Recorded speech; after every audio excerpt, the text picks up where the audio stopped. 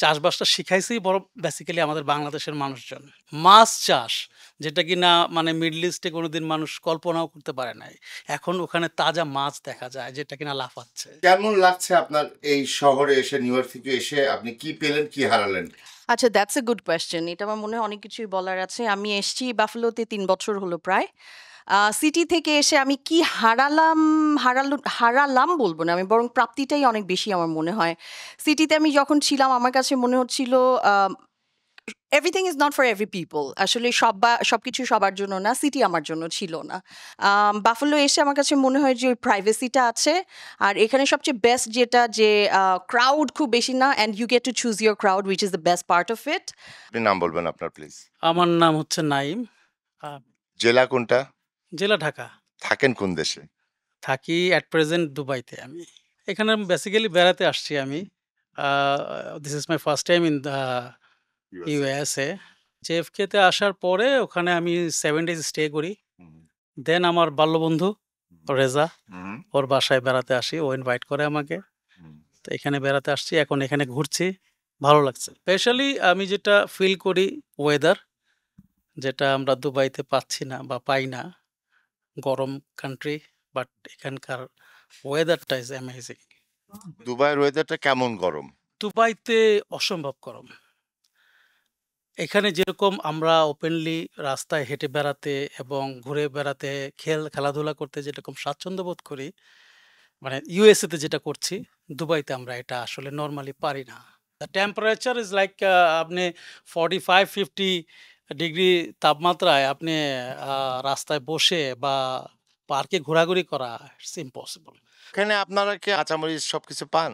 বাংলাদেশি জিনিস, হ্যাঁ, বাংলাদেশি জিনিস, শাক সবজি একদম, মাছ মাংস সবকিছু টাটকা আমরা এখানে পাই, বাংলাদেশ থেকে আসে। ইভেন এখন তো মিডল ইস্টেও চাষ হচ্ছে এগুলো, যেটা কিনা আমরা এখন উপভোগ করছি বর্তমানে। বিশেষ করে সবজি এখন আর মনে হয় মিডল ইস্টে খুব একটা ইম্পোর্ট করার প্রয়োজন পড়ে না, যেটা এখন আমাদের লোকাল মার্কেটে চাষ হয় ওখানে। এরা চাষ করে কারা? চাষ করে বেসিক্যালি আমাদের বাঙালি ভাই বোনরাই, বাঙালিরাই চাষ করতেছে।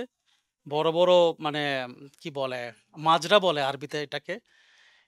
চাষবাসটা শিখাইছেই বড় বেসিক্যালি আমাদের বাংলাদেশের মানুষজন।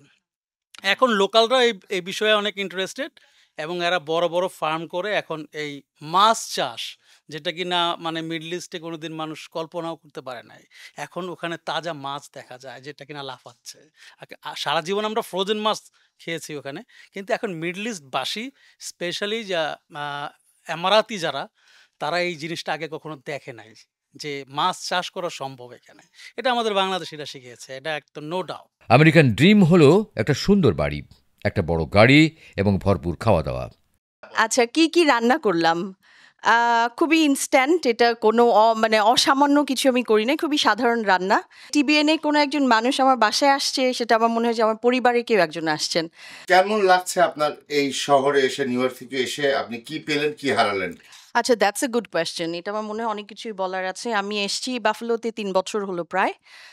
সিটি থেকে এসে আমি কি হারালাম বলব না। আমি বরং প্রাপ্তিটাই অনেক বেশি আমার মনে হয়।